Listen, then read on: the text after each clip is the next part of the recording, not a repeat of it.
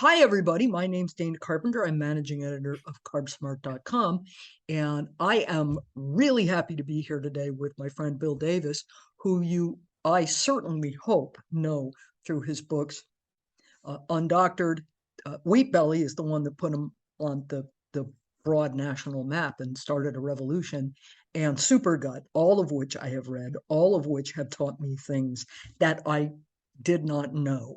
Um, Bill knows I feel this way, that every book I've read on nutrition or health has taught me a little something, but every time I read something by Bill, my brain is totally blown. Or as I said last time, damn it, Bill Davis, you keep changing my worldview. So so let's this is a 3-question interview, although you're more than welcome to talk about and for as long about anything you want, as long as you want. But I do have my 3 questions. First of all, the first time I saw you speak, Bill, on the low carb cruise, and this would have been what, 15 years ago? Yeah, something like that. It was a long time ago, and I Yeah. haven't been on a cruise. Well, I haven't been on a cruise certainly since the plague. I'm a little afraid to get on a floating petri dish, but I miss it because I miss the community. But anyway, one of the things you said in your talk on the cruise was that you felt if people were unsure of any particular food, they should take their blood sugar an hour after eating it. And if their blood glucose was above 120, they should never eat that food again. Now, I assume that means in that quantity. You know, if you got the 120, something over 120 with a cup of it, you probably would be okay with a tablespoon. But in general, is that still your feeling, or have you modified that in any way? Because If anything, I've repeated that advice to a lot of people, so I'd like to know. if anything, Dana, we've pushed it even further. That I call it the no change rule.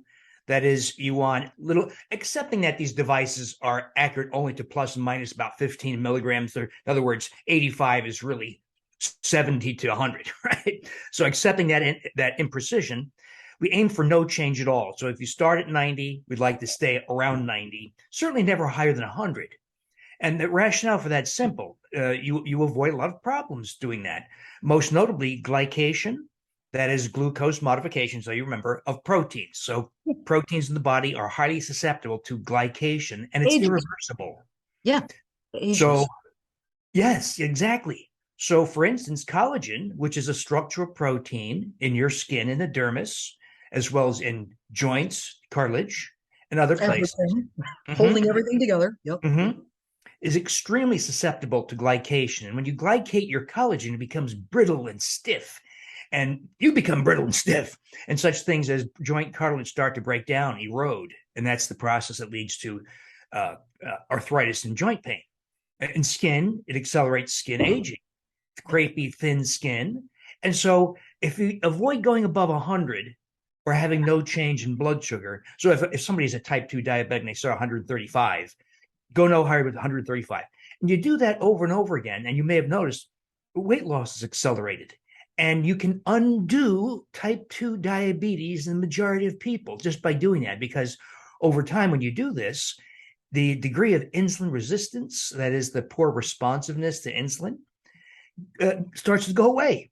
And so the great irony in this world is type 2 diabetes is a huge epidemic, and it's so easy to get rid of. But the last person to ask, as you know, Dana, is the doctor. He won't know. She won't know. They'll say things like, oh, once you have type 2 diabetes, you're diabetic for life. And by the way, follow the American Diabetes Association that with several hundred grams of carbohydrates per day in your diet.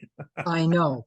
Well, they're also, you know, so far as I can tell, all of their major donors are either pharmaceutical companies or diabetic supply companies. Yeah, they have no impetus to want No, to stop diabetes at all.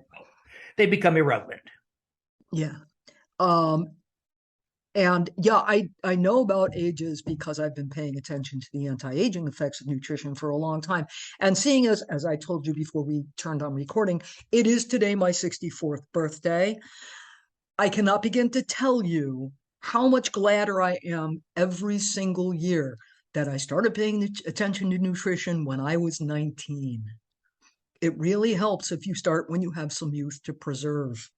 Uh, Now, I did get some bad advice in that I did base my diet heavily on whole grains for a long time, but I have not literally not drunk a sugared soda since I was in my early teens, even when I was stealing to support my sugar habit. And I mean stealing tens and twenties, not tens and twenties, fives and tens out of my parents' wallets, and that's in early 70s dollars.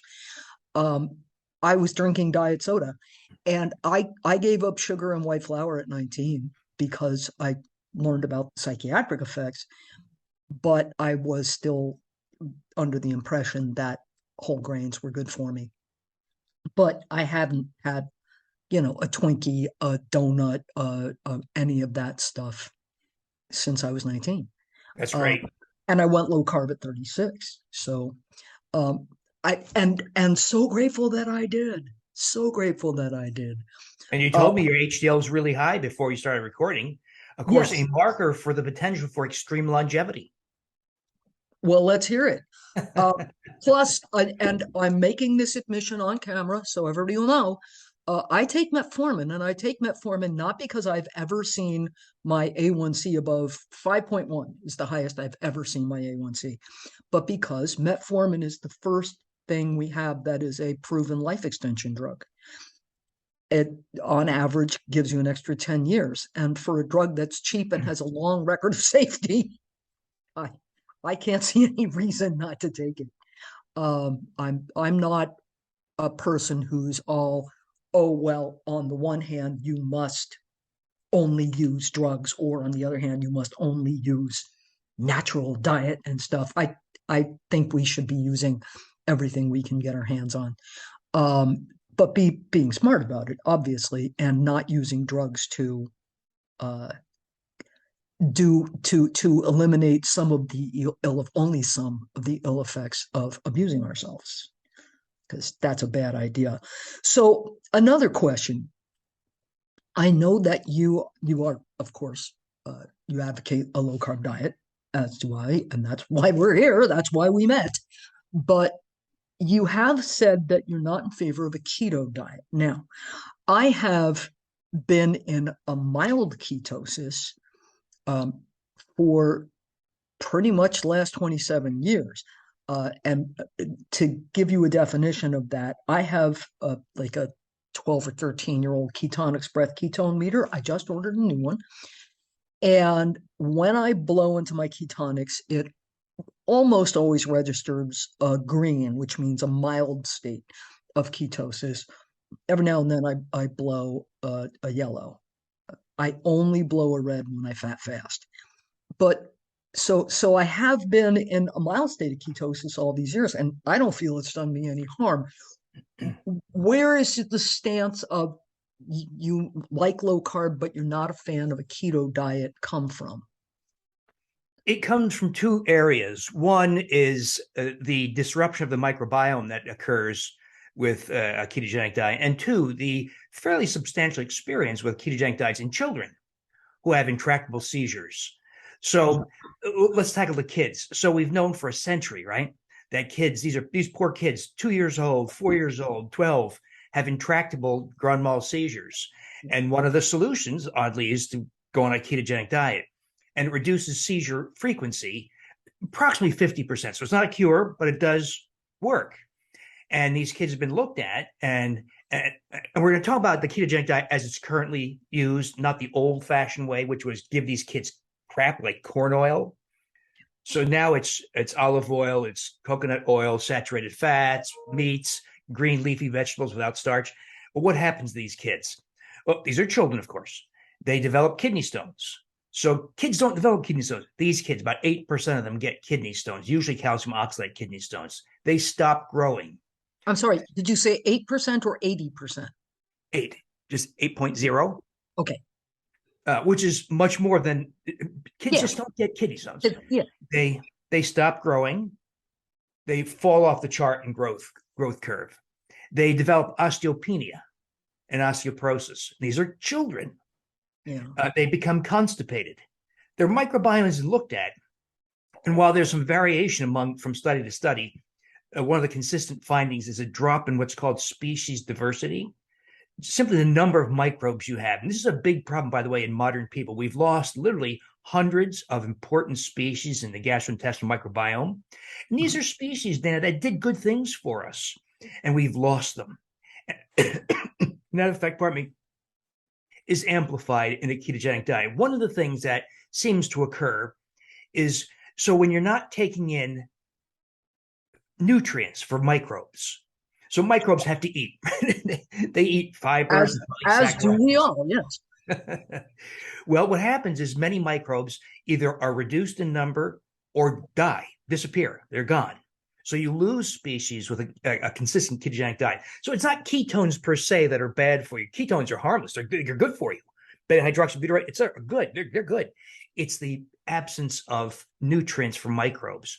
One of the things that occurs, so you lose healthy species, but there are a handful of species that are able to turn to human mucus for survival. Mucus is a polysaccharide. And so one species, Akkermansia, muciniphila, mucus lover. Sure. So ordinarily, people have 2, 3, 4% of their entire gastrointestinal microbiome comprised of Akkermansia. When you go ketogenic, it goes up to 8%, 12%, 18%, as high as 24% of all microbes. You become dominated by Akkermansia.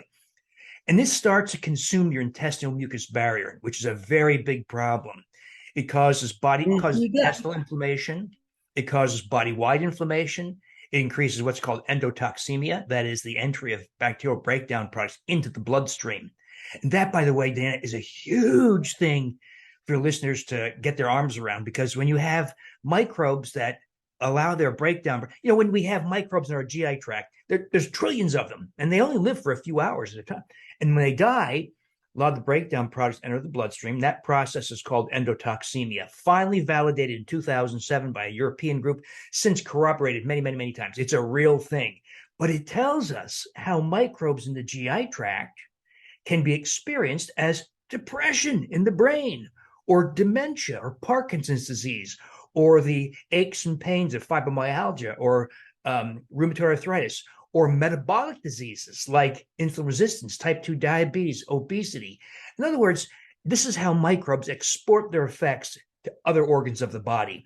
And so when you have an overpopulation of Akkermansia and other mucus digesting microbes, you open yourself to these kinds of things, and probably to diverticular disease and colon cancer, because that's what happens with dysbiosis and the disruptions of bowel. That's the bad news. Now, you can rebuild microbes, of course. Now, that's a work in progress.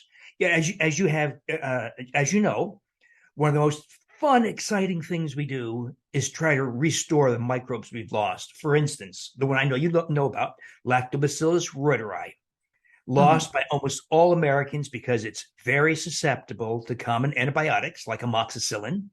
So we've lost it. And it did important things for us. So when you restore it, and we do it via a yogurt, we make this yogurt, you can't buy it. We make this yogurt using prolonged fermentation because we want tons and tons of microbes. We increase the number of microbes 1,000-fold by doing this.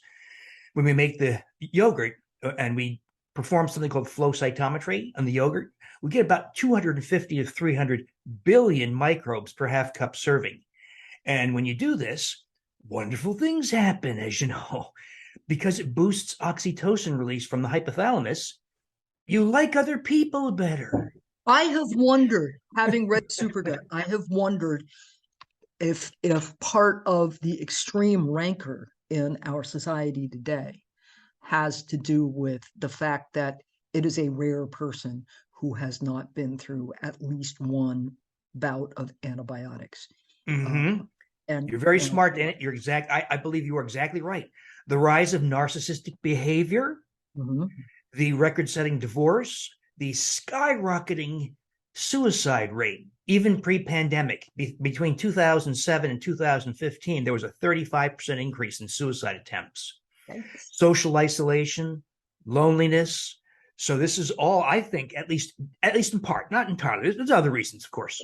Everything is multifactorial. Everything. The loss of reuteri and oxytocin.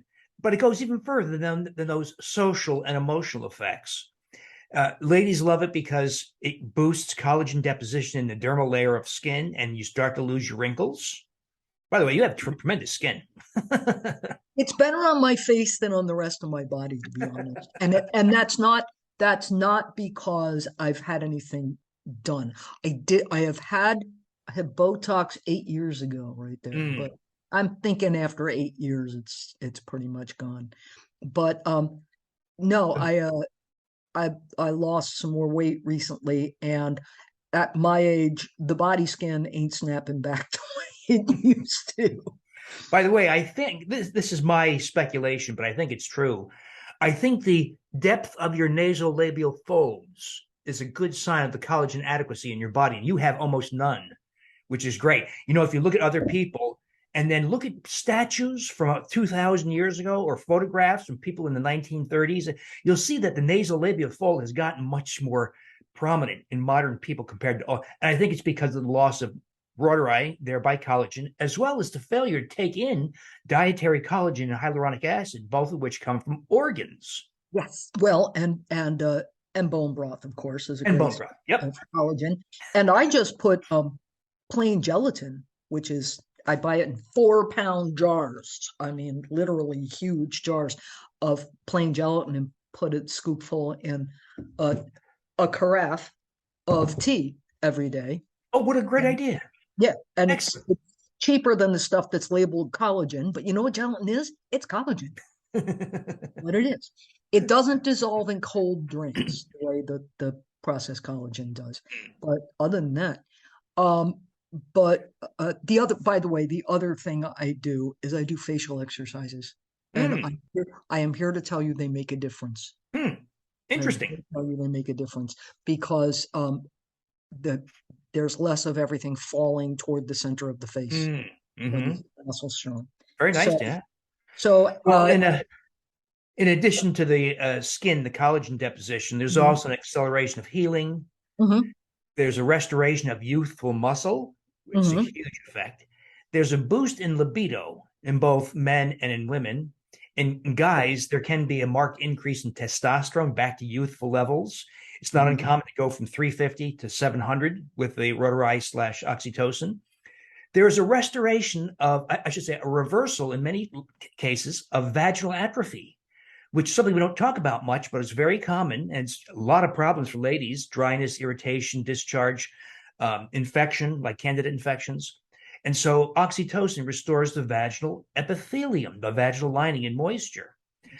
There's this deeper sleep with vivid dreams and extended periods of REM, the restorative phase of sleep. In other words, so when I think about this, Dan, smoother skin, increased muscle, increased libido, increased vaginal moisture and testosterone, deeper sleep. I think we're turning the clock back 10 or 20 Sounds years. sounds like reversed aging to me. I just recently read the book Ageless by Andrew Steele. I don't know if you've read it. Well, and it is, I mean, it's pop sci, but it's pretty serious pop sci. And I certainly learned a fair amount, but he did not cover so much about this particular aspect. And he also thinks it's a good idea to deliberately lower your cholesterol levels, which I think is bunk. But um, yeah, that was one of my other. I told you one of my deal breakers with new doctors is you can't give me trouble about my low carb diet. Another is if you ever would like to stop being my doctor, try to push me to go on statins. Good for you. We will be done. We will be done. Especially since at 64 and a woman, there is exactly this much proof that statins do anything beneficial at all, even if you have a heart problem. There's just no evidence. So why would I take it, especially since it seems to do bad things to the brain? Oh, yeah. Yep. And you have a heart scan score of zero. You have zero risk. Exactly. Can't get less than Again, zero. yeah, I said that again before we started recording. So I will tell the folks watching at CarbSmart just before lockdown. So after 25 years of low carbing, I had a heart scan. I was at the time 62 years old, 61 years old, I forget. Anyway, I got a heart scan and I had exactly this much plaque in my coronary arteries after 25 years of eating all the red meat and bacon and butter and cheese I wanted. Um, on the subject of keto versus non-keto, again, I am in mild ketosis. I eat low starch vegetables and even the what I call borderline vegetables, things like tomatoes and onions and stuff. I eat them pretty freely. It's the really starchy vegetables, the potatoes and stuff like that. That's I think that's the right way to do it, Dana. That Yeah. is, it's not harmful to be ketotic. It's harmful to starve your microbiome. And if Yes. you're getting onions and root vegetables and those then you're feeding the microbes. Well, and I have found the whole to a large degree the whole keto diet thing. I've seen people online asking, "Well, I've been on the keto diet, but it's so restrictive. What does anybody think about a low carbohydrate diet?" And I'm sitting here going, "I think keto is a subset of low carbohydrate diet. Thank you very much." But also that a lot of people are making it a lot more complex and a lot more restrictive than it needs to be.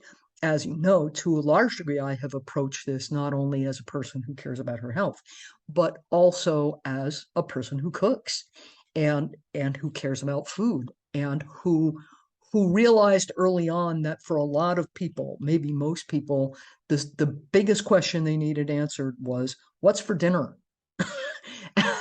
And not only that, but what's for dinner when I'm tired? What's for dinner when I get home at 6:30 and the family wants it right now and I need something I can eat and they will eat? What's for dinner on Thanksgiving? But all of that. And I just don't feel that in the long run, eating something that narrow would be sustainable for me. And I don't think it's easy for most people to embrace as a lifestyle. Um, I and as I said to somebody the other day, nobody ever got fat eating lettuce. It doesn't happen. So let's go back to the yogurt because I have made yogurt according to your recipe, and I also have added some other bacteria, including Gaceri and one other I forget. But and I've had the last three batches go bad on me largely because well I botched it because it's been I won't go into it because people don't need to hear it and you don't need to hear my sad story, but it's been a very weird 6 months. Um, but I need to start a new batch today. But years ago, when I started eating this way in the 90s, 95, guys, I've been doing this since 95. People were not eating even plain yogurt because obviously the sweetened stuff is loaded with sugar, but the plain stuff said it had 12 grams of carbohydrate per cup. But then I learned through the book The Go Diet by Doctors Goldberg and O'Mara that that's why it's the Go Diet. That they said that that's just because that's the amount of lactose in the milk you start with to make yogurt, and that actually the vast majority of it has been converted into lactic acid, which is why yogurt has a tart flavor. And that they felt that you could more accurately say that plain yogurt had 4 grams of carbohydrate per cup. And so I added plain yogurt back to my diet, never had a problem with it.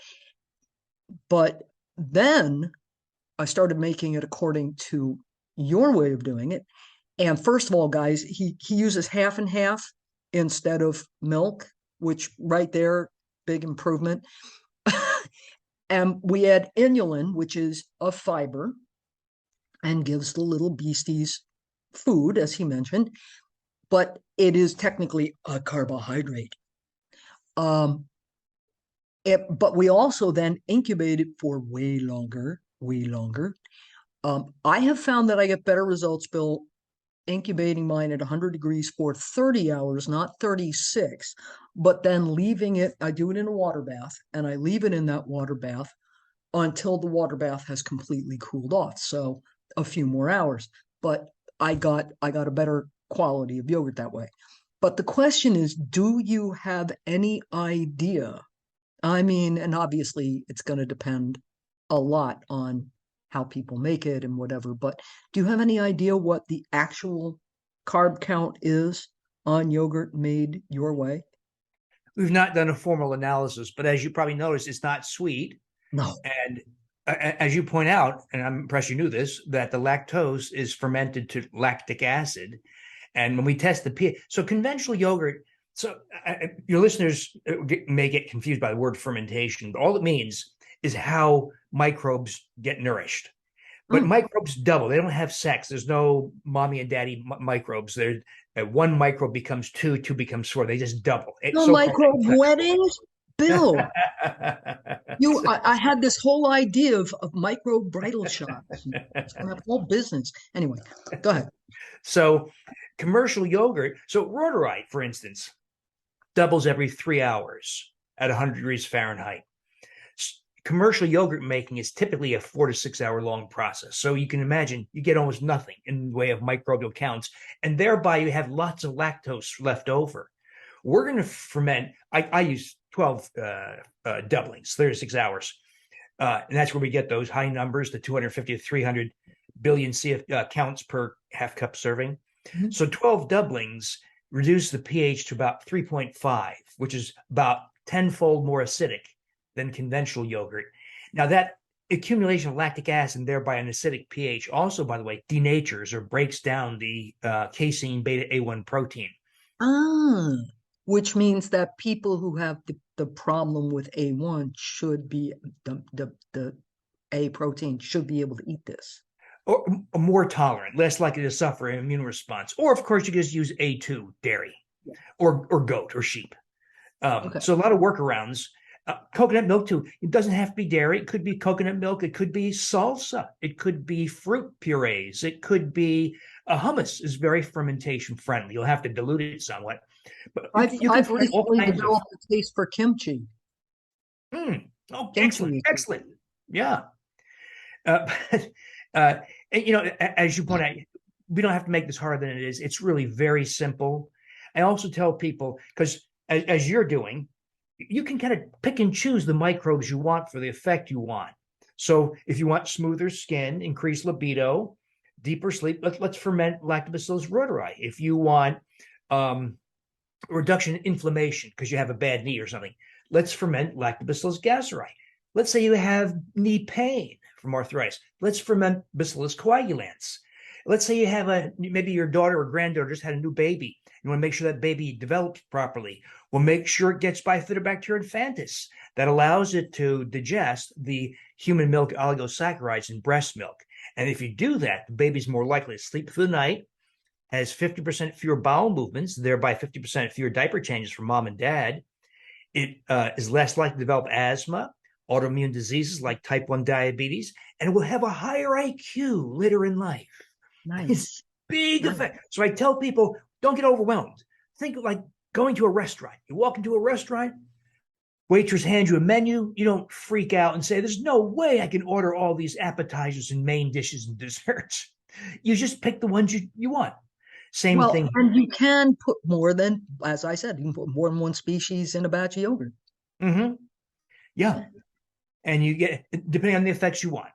So one of the yogurts we do make, though, a co-ferment yogurt that is, in this case, 3 species, the rhodori, Lactobacillus gasseri, and the Bacillus coagulans. I call it SIBO yogurt, Dana, because you probably saw this in the Super Gut book. So far, I'm crossing my fingers, we've done this in 40 people, and 90% test negative for SIBO using the air device for hydrogen gas on the breath. So this is like the finger stick glucose or continuous glucose monitor. Game changer for intestinal health. So that's because, by my estimation, 50% of the US population has small intestinal bacterial overgrowth, or SIBO, SIBO. Yeah. I I have wondered if my husband does. I'm pretty Mm. sure I don't because I got no symptoms, but I've worried about my husband. What does one of those gizmos cost? It's about $200. Okay. Uh, it's more expensive. You can also do it in a clinic or lab, but it's typically about twice that. I was going to say, let's see, I could pay every time I want to go to a clinic or a lab, or Exactly. Right. I can buy a relatively inexpensive gizmo and do it at home. Mm-hmm. Which is why, again, I have a blood glucose meter. I have ordered a new ketonics. I have, yeah, because why not? Um, I like paying attention. But And Dana, as for I'll tell you I, that I think SIBO is the largest epidemic ever in the history of humans on this planet. That's how bad I wow, think it is. All we need to do is do a back of the envelope calculation and look back through all the studies. And these have been done. These are not my studies. These are studies other people did. For instance, if you look at the people with fatty liver, mhm. well, 50% of the US population now has fatty liver. That is high triglycerides, high AST, ALT, and fat on the ultrasound or MRI or CAT scan of the liver. So, and leading up to cirrhosis. So 50% of 320, 330 million people. What's about 160 million with fatty liver? Well, we know that 50% will test positive for SIBO. So that's 80 million Americans there alone. How about obesity? There's something like 72 million obese people. 50% have SIBO. That's another 30 some million. How about people with irritable bowel syndrome? There's about 60 to 70 million people in the US with irritable bowel syndrome, and about 40% test positive for SIBO. That's another, what, 24 million. Run down the list: type 2 diabetes, There's some pre-diabetes. overlap in those groups. Let's be fair. There's overlap: obese, type 2 diabetics with psoriasis. But you run through all the conditions associated with SIBO, and you start to realize this is not a rare thing. This is incredibly common. I think it's, I said in the Super Gut book, 1 in 3. I think it's 1 in 2 now. Well, And you know what? I wouldn't have, I would have told you even 3 years ago, Dan, oh, SIBO's this unusual thing, but it's this device that when we started, all thousands of us started testing, and we started to see how rare it was to test negative. But the good thing is when you test positive, by the way, you don't have to buy the device. There are other ways to do this. You can look for telltale signs of this problem, like fat malabsorption, food intolerances. All those people say, I can't eat FODMAPs, or I can't eat nightshades, or I can't eat legumes, or I can't eat fructose containing foods, or histamine containing, all that stuff. That's all SIBO. That's all SIBO. And you eradicate the SIBO, and they say, oh, I can eat tomatoes again. I can eat fruit again. I don't have all the joint pain that was lingering, went away. My weight loss plateau finally broke. I finally got my hemoglobin A1C below 5%. So all these wonderful things happened. It was that missing piece, Dana, the SIBO, for a lot of people. And remarkably, I think we have a yogurt, or at least a mix of microbes, that eradicates it in the majority of people. Now, we will put that to a formal clinical study. sure. We've got too many studies going on concurrently right now, so I've got to put that to the back for now. But we will do a clinical study to prove that that mix of microbes gets rid of SIBO in the majority. Okay. And I to not to be too woo-woo here, but the thing about microbes and how many we've lost and like that, I actually get a religious sense of joy, knowing that I am not just me, I am a universe. I have 90, isn't it 90% of the cells in our body aren't us? They're bacteria and they're interesting mites and they're, people freak out. Oh, I have eyelash mites. I'm like, so everybody has eyelash mites. It's not a big deal. They don't make you sick. You're just a planet. Cope with it. Um, and and I like that. That makes me happy. And we all know what a problem it is on a global scale if we lose certain species and other ones overgrow. Same thing in the planet or the universe that is your body. Um, it's pretty much the same thing, just on a smaller scale. Who would have thunk, Dana? I cringe to think what we didn't know just a few years ago and thought we knew a lot. We did not know. It's now becoming clear. As you point out, there's a universe of things that we didn't understand that are only now yielding to light. The thing of it, we used to think taking an antibiotic and you get 2 weeks of diarrhea. That was the end of it. No, no, no, no. And I actually, that same doctor who was so impressed by my blood work, um, she at one point, I had an earache and she wanted to give me, I forget, one of the antibiotics. And I said, is there a topical I can use? Because I really, unless it's a matter of life and death, I really don't want to take oral antibiotics. I pay money for those bacteria. I'm very fond of them. I nurture them carefully, and I prefer not to kill them all off. Thank you very much. Good for And, you. and she said, "Oh yeah, I can just give you Cipro eardrops." And God knows I'm not taking Cipro by mouth unless it's that or die. But and she said it's just that most people just don't want to bother. And I was like, most people don't know the things I know and are kind of dumb about this stuff. So, um, yeah, or it's not even dumb. That's unfair, and I apologize to everybody I just slandered. It's they're uninformed. They don't know. They just don't know. And we've all been brought up to think that germs are bad. And to be fair, I mean, my grandparents were all born before 1900. Okay, we're that close to history. And when was it that Koch came up with his postulates? Was that in the 1700s? Is that right? I Oh, mean, it's 18th yeah, century. Yeah, something like that. yeah, yeah, but it hasn't, no, it hasn't been that long. Historically speaking, there's a wonderful book. If you haven't read Lewis Thomas, the joy of reading Lewis Thomas is unspeakable.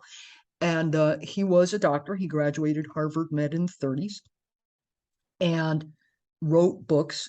He's sadly now long gone, but he wrote several books of essays, including one that won the Pulitzer, the Lives of the Cell, and also The Medusa and the Snail. But he wrote a wonderful book called The Youngest Science about medicine. And that's exactly what it is. We're not more than 150, 200 years away from bloodletting, which is how George Washington died. I George didn't know that. Washington, yes, George Washington died from overenthusiastic bloodletting.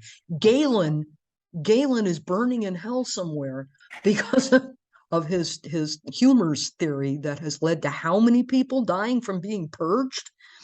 And we thought we knew. We thought we knew that people had humors that had to be balanced. And what do we think we know now? That in 50 years, people are going to go, do you believe that back in the 20s? Yeah. But we know more than we did. That's the important thing. We know You more know, than we on the bright side, Dana, what I'm seeing evolve very rapidly. So science is advancing at breakneck speed. Thank goodness. It's not trickling down, sadly, to the practicing physician who's still restricted by the insurers telling them they can only have 5 minutes or whatever. That nonsense. But the science, at least, is developing so quickly, and it's making microbiome strategies. Yeah. I think it's becoming superior to the world of pharmaceuticals. We're going to start talking soon. If you're depressed, here's the microbiome solution. If you have Good. Parkinson's disease, here's the microbiome solution. If you have rheumatoid arthritis or type 2 diabetes or need to lose weight beyond diet, or on and on. There's going to be microbial solutions for it. And that's becoming a reality very quickly.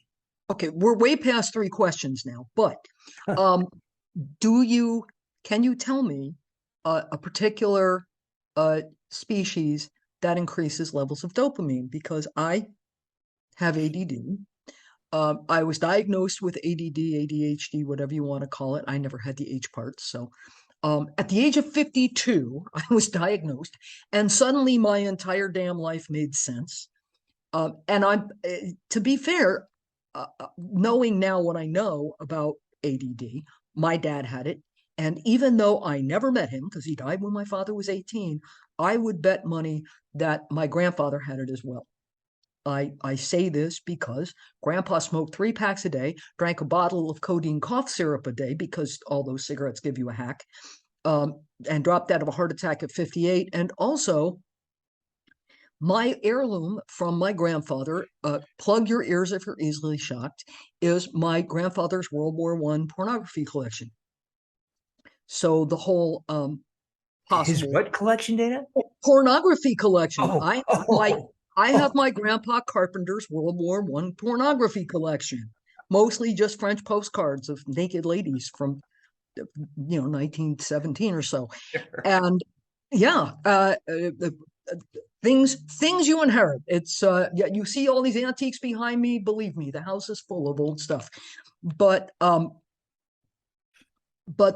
there's a tendency in ADD to be promiscuous. So and they would have, both my dad and my grandpa at least would have been young pre antibiotic, and grandpa would have died pre-antibiotic.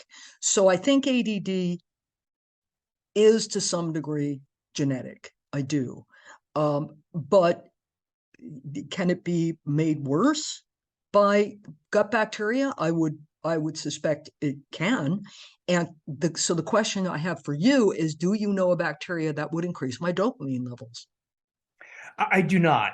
But I think what's happened, there's several things to know. One is, of course, dopamine is the thing that makes you want more and more and more because it's the reward Yeah. hormone, right? So it's a little bit hazardous, I think, to try to manipulate. Now, uh, that all said, it's probable with dopamine, or for that matter, any hormone, including oxytocin, by the way. So microbes are just like humans. We don't Mhm. live in isolation, right? We live with Yeah. partners, families, friends, co-workers, communities. Bacteria are the same way. They exist in what are called consortia or guilds, and they collaborate with each other via shared metabolites and other factors. Huh. And I think as we get close to understanding, so that's one of the areas I'd like to, for me to, our group to explore. That is, what's the ideal guild for oxytocin provocation? We don't know yet.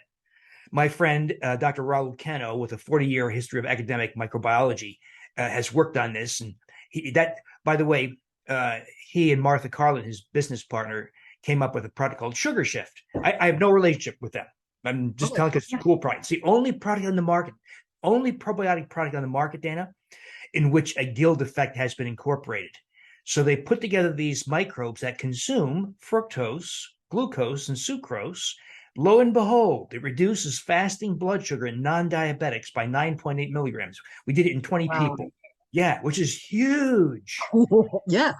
Yeah. But Yeah. by the way, the reason why they did, there was a second reason for doing this, making this guild or consortium of microbes, and that's because they consume in your GI tract glucose, fructose, sucrose, thereby reducing intestinal and thereby blood levels of sugar, and convert it to the sugar mannitol, which Mhm. humans cannot digest or Mhm. process, but it Yeah. does cross the blood-brain barrier. And Oh, in an animal study, it dissolves, the mannitol dissolves the alpha synuclein of Parkinson's disease. wow. Isn't that cool? Martha's husband That's has super cool. Parkinson's. Yeah. Well, She and gives him the sugar shift, and this is not a clinical trial, it's just anecdote, but okay. she's given it to her husband, some other people with Parkinson's disease, and she's watched remission. Not complete, though, but he went Mhm. from a walker to independent ambulation. So That that's worth a lot. That's they worth need a to lot. perform their clinical study, That but that's the Dana, that's the power, I think, of things we're looking at now. I yeah. mean, we're talking even the rhodorite. I mean, something that boosts libido and restores vaginal moisture and increases And that testosterone, you can make at home, and you make it at home. That's you know, right. as you have pointed out, we have a huge drug industry and a huge medical industry that is making a lot of money on us being unwell.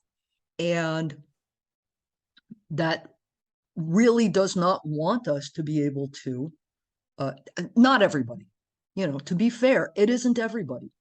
But there is a huge, huge economic uh, interest in Yeah.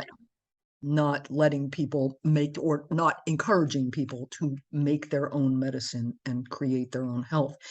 Um, it, it's I had somebody write in once back when I was doing my e-zine all those years ago, saying, why can't they just admit that they were wrong and that low carb works and improves health and stuff? And I said, because there is no global they. There isn't. There are drug companies, some of them better than others. And I live in a state where we have Eli Lilly, which is one of our state's biggest employers, and of course, one of the biggest drug companies globally. And I suspect, among other things, that's why Indiana has yet to approve of medical marijuana, is because Eli Lilly doesn't like the idea. Mm. That is absolutely a guess. I am not slandering anybody, but that's a guess. But also there are millions of doctors, and how incredibly human and I'm sure you've known people who've had this, you've known people professionally that for all these years, decades, they've been recommending that people go on a low fat diet with healthy whole grains and all that stuff. And then they start to suspect that maybe they not only weren't recommending the best possible diet, they've been making people sick. They've been making people hideously sick. Yes. And and I have written about how people seem to think that, well, we should just eat the balanced diet because we don't know enough about that low carb diet, as if we know enough about a low fat diet loaded with whole grains to say nobody ever knew enough about that to say it was healthy. The proof was never there. But how incredibly human to not want to see it, to not want to admit to yourself, oh my God, I've been killing people. With every goodwill in the world, I've been killing people. That's that's gotta hurt. And then there are other industries, dentistry, and toothpaste, and mouthwash. Do you have any idea how bad sugar makes your mouth smell? Oh my God. When I stopped eating sugar, all of a sudden I didn't have bad breath anymore. It was amazing because I didn't have sugar fermenting in my mouth anymore. Um, uh, the beauty industry, again, um, and I say this as a person who has always loved makeup. I'm not running it down, and I use skincare and all that stuff, but there's a lot of money being spent to counteract the effects of bad diet. All of that. There's just a whole lot of industries that, if everybody just started eating right, would crumble. They would just crumble. So, and yet again, I'm not against medicine. I mean, I take Wellbutrin every morning. You mentioned um, dopamine. I take Wellbutrin because that's what my psychiatrist recommended for my ADD, and it has been very good for me. And it is used as an anti-smoking drug under the name Zyban because, just like cigarettes, remember Grandpa and 3 packs a day. Um, I quit. I smoked from 15 to 23, and and quit, thank goodness. But because I have low dopamine levels naturally, I am at a greater risk for Parkinson's. And perhaps even more scary, I am at a greater risk for Lewy body dementia. I think I'd rather have Parkinson's. But that's one of the reasons I asked about bacteria and increasing dopamine. But I'm going to look, can I buy this sugar shift product? Yeah. Yeah. Uh, Okay. the company is called BiotaQuest, BIOTA. No, I'm sorry, BIOTIQUEST. Just like it sounds. Mm-hmm. Sugar Shift. Yeah, they have some other products also. One for sleep, one for presumptively preserving the microbiome during a course of antibiotics. But I don't have experience with those. Okay. Though some of my followers are doing it with some interesting effects. But the Sugar Shift, Dana, I'm convinced with our 20 people and several many subsequent people, we're seeing marked drops in fasting blood sugar, even in non-diabetics, Okay. and weight loss. By the way, typically 4 to 8 pounds. Okay, that, that's for a lot of people, that's a big deal. The dopamine question, Dana, is really interesting, though. I have tried to understand it better, but I fear the science is not well. This is also if we accept the serotonin argument for depression, if we accept it, I'm not so sure we should, but if we did, a UCLA group has. So we know that 90% of the body's serotonin, presumptively for supportive mood, comes from the GI tract. Well, now it's become clear there's a microbe with a funny name, Taurissobacter sanguinis, is the primary Oh, driver. sanguine means cheerful. So It maybe. was one of Galen's four humors. So, but I think we're probably only a couple of years away from saying, okay, and this is not exactly right, but it gives you an idea of what I mean. If you're depressed, low mood, let's get Taurissobacter sanguinis, some Bifidobacter longum, and some Lactobacillus helveticus. Ferment it or take a capsule, and you're going to find over time, and maybe some rotari for its oxytocin effect. I'd like to know, for instance, Dana, the federal government's very concerned that between 2007 and 2015, there was a 35% increase in suicide attempts. And then, of course, worse through the pandemic. So the federal government's very concerned.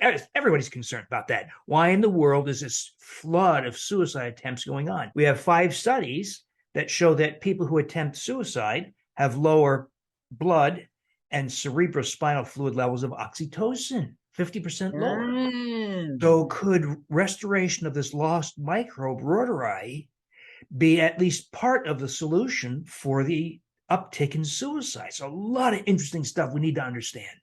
Well, and another thing we need to understand is what do we do in cases where we really do need antibiotics? For instance, about a decade ago, a little more, I had Lyme disease. Mm. And I not only took the antibiotics, as soon as I had done a little reading on the subject, I went to my doctor and said, no, I want double this dose, and I'm not taking it for 10 days. I'm taking it for 2 months because I was not getting stuck with long-term Lyme. It was Mm. not happening. And I did other stuff like deliberately get my body temperature up to 101 every day. Um, because at least in vitro, which is not in vivo, but it's what we have. In vitro, doxycycline killed 14 times as many of the BB spirochetes at 101 as it did at 98.6. So I said, not bad, and got my temperature up. Um, so we need to know, what do we do then? What do we do when? Because antibiotics have saved lives. Just there's no question about that. I had a friend pop her Achilles tendon off a Mm. decade ago, and she got 2 different resistant infections Mm. in the hospital. Ah, yes, nosocomial infections, and uh, and has destroyed her. They have destroyed her connective tissue by giving her IV drips of Cipro and like that. But she's alive and she still has her leg. She can still go play golf with her husband. And so what do you do when you need them? And yeah, I think that's another question that needs to be teased out. Yeah, that science is in its infancy, Dana. So there is a push towards more specific antibiotics. That is, if you have an infection, say with Klebsiella, you take an antibiotic specific for Klebsiella. That hasn't happened yet. And by the way, those new insights for the development of new antibiotics are coming from microbial studies. That is, Good. Got to yeah, come from somewhere. Thanks. like our friend Lactobacillus gasseri is Yeah. a producer of 7 bacteriocins. These are natural antibiotics effective against other microbes like E. coli or Klebsiella or Staphylococcus. But until we have better understanding of those issues, the best thing you can do now is to get the fungus Saccharomyces boulardii, which Mm-hmm. is a cousin of the Saccharomyces cerevisiae used to make wine and beer. Mm-hmm. But boulardii is more adapted to the human body. And this is how we do it. We buy a commercial product called Florastor, Mm-hmm. Heard of that. Florasto. I've Yeah. heard of it. Take a capsule, get some juice, any volume, quart, 2 quart, doesn't matter, as long as the juice does not have preservatives in it. So no potassium sorbate, no. It's Uh, got fructose in it. so, so hang on. So we empty a capsule of the Saccharomyces into the juice, cap it very lightly, because at 24 hours you're going to see it bubbling. There's so much fermentation of the sugars going on, and Feel so better. we only go for 48 hours. I did measure the sugar residual. The sugar is reduced by 50%. So typically about 28 grams per cup. So we're reducing it to 14 grams per cup. So we drink small portions, like a quarter cup, maybe half cup at most, and get a huge wallop of Saccharomyces boulardii. And Okay. that preserves the integrity of your intestinal microbiome, not completely, but pretty darn well. Don't Okay. know why. No one knows why, but it seems to be protective. Okay. We've gotten way beyond 3 questions, and I'm having a great time, but I'm eating up your time. So, I mean, I could talk to you all afternoon, and Likewise, Dana. The only thing if to be we, careful with the juice is do not cap it tightly. It will literally no, explode. I'm aware of this. My husband has Okay. made wine. My husband has made wine, so we're aware of that. And we even have the thing, the little bubbler valve and Mm-hmm. all that stuff. So, gee, what if I made wine but used the Boulardi instead? Does it You does it could. does it pee out alcohol? Yeah. So we stop at 48 hours so that we don't get alcohol. We just get Boulardi, um, uh, and other metabolites. But if you go longer, like a week, you're going to have a Mhm. lot of alcohol. Okay. You'll have more die off of the Boulardi also, but that's okay. You'll still Yeah. have live Boulardi. I don't know exactly at what alcohol. So Boulardi is very alcohol tolerant, but Mhm. I don't know what the exact cutoff is, like 7%, 8% alcohol, whatever. Well, So there's a point beyond which you start to kill off the Boulardi from too much alcohol. But I'm well, not and sure where that is. yeah, yeah. Um, I assume Boulardi, from the name, I'm assuming it has something to do with uh, originally with bread baking, because a boulangerie is bakery. Interesting observation, but it's named that because of the discoverer of this microbe was Dr. Boulard, Andre Boulard. Okay. Yeah, Well but then, you're right. It false does sound like, false cognate. False cognate. yeah, but very good catch. Oh yeah. It's how my brain works. It's how my Mm, brain works. mm. Ask my Spanish teachers. I mentioned I take Spanish every week. In fact, I have a Spanish class this evening, and I keep finding the the link between Spanish words and English words, which is Mm. how I learn them.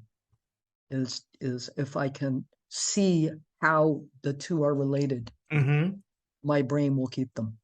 So, That because Saccharomyces boulardii juice, you're right, it has sugar in it, but we try to yeah. minimize. You don't have to ferment juice. You can ferment other things. It just happens that you get like a sparkling soda out of it. Like if you use apple cider. By the way, it's the pulpy juices that ferment the best, like Okay. apple cider, not apple juice, because you Yes. have pectin and other things. Yep. Um, but it tastes like apple soda. Or if you do Sure. like I do a mango passion fruit juice, and it tastes Mhm. like mango passion fruit soda.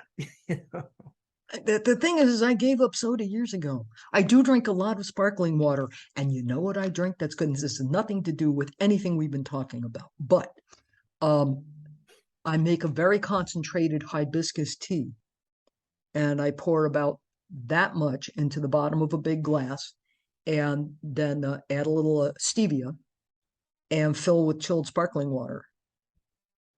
And I get something that does indeed taste like a fruit punch or a fruit soda, and has no carbs, loaded with antioxidants, lowers blood pressure, all kinds of stuff like that, and looks gorgeous because it's a brilliant red. Um, so Oh, very just nice, man. Very nice. yeah. So just another thing I do because my job's all in the kitchen. um, so do you have any if we're winding this up, do you have any just basic words of wisdom? Facebook occasionally will ask me, You know, if you had three, if you could had to give everybody just three words of advice, just a 3-word piece of advice, what would it be? And mine is always stop eating crap. Uh, Now, I'm not asking for 3 words of advice, but if you had to give like bottom line advice to people, um, who, by the way, should all be reading your books, people, read the guy's books. Read the guy's books, all of them, because they will they will change not only your health and your personal world, but your view of the world around you and of the world inside you. I'm telling you. So, but you got some kind of wrap up? Well, the diet you're following is the diet I advocate also. So that's as you pointed out, Dana, the diet kicks ass. I mean, so much health comes back. All the bull crap we get from the healthcare system goes away. So there's that. Vitamin D is so darn important. There's 5,000 a day. great. There's other things, of course, but vitamin D is at the top of the list for over the top beneficial effects. And you know what? Even though it was the first microbe I chose to play with, Lactobacillus rhodori, it never ceases to amaze me, Dana. All the things I every week, like tomorrow, every Wednesday night, I do a 2-way Zoom with about 80 to 90 people Mhm. who follow my, it's called drdavisinfinitehealth.com Mhm. inner circle. Mhm. And we talk about many things, but every week there are people practically sobbing with how much the rotary has changed their life. They say things like, I love my partner better. I get along with my coworkers better. I don't have social anxiety when I'm at a business party or a neighborhood get together. I'm nicer to people. I'm more accepting of their opinions. Isn't that cool? So Yeah. those those and I think I tell you, Dana, those 3 things alone. There's other things you can do, of course. But the hibiscus tea, the Saccharomyces boulardii juices, but those 3 things are Getting at out the in the top of sun my now list. and then. Getting out in the sun now and then That's a makes a good one. Yeah, that's a good big one. difference for me. But even if I can't expose my skin and make more vitamin D, because I got to tell you, down here, I don't know what it's doing up there. And you're in Wisconsin, yes? Mm-hmm. Yeah, down here. So I'm a good 300 miles south of you at least. But down here, it's chilly enough that I really wouldn't want to go out there without at least a good warm jacket on. But even so, just getting sun in my eyes every day makes a big difference to my mood and mental clarity. But I know what you mean about people saying, this changed my life, this changed from the beginning when I, wrote a self-published book back in 1999, um, called How I Gave Up My Low Fat Diet and Lost 40 Pounds, for those of you who would like to know. Not just a good title, it's the truth. Um, except it's more than that now. But I would get emails from people. I had somebody write me and say that they'd gone on a low carb diet and they had been trying for years and years and years to get pregnant, and they had Mm-hmm. PCOS and they went on a low carb diet and they got pregnant and carried the child to term. So somewhere out there, there's a kid that, not that they literally named the kid after me, but there's a kid out there with my name on it. Um, and uh, and I also had one write me and say that, you have been a miracle for our family. My husband's not coughing up blood in his sleep anymore. And I'm like, I have absolutely no idea how a low carb diet would have done that, but I'm really glad it did. So yeah, the things people notice once they start taking care of themselves, it's stunning, and it's so easy. It's so easy. I think people don't realize just how easy it is. Um, Couldn't agree more, Dana. so anyway, thank you, Bill. I appreciate it so much. You've given me far more time than I expected. And Thank you, Dana. Always a pleasure. You're Yeah, so smart. It's always a pleasure. yeah, and you too. I genuinely, as I said to Andrew, who runs CarbSmart, I genuinely like the guy. So there you go. And I next time you come out with another book and change my entire view of the world again, we're gonna do this again, okay? Absolutely. And if we happen to run across each other on a cruise ship sometime, that would be great. Oh, great, Dana. For over 600 more free low-carb recipes, including over 100 by Dana Carpenter, please visit CarbSmart.com. I welcome your comments below.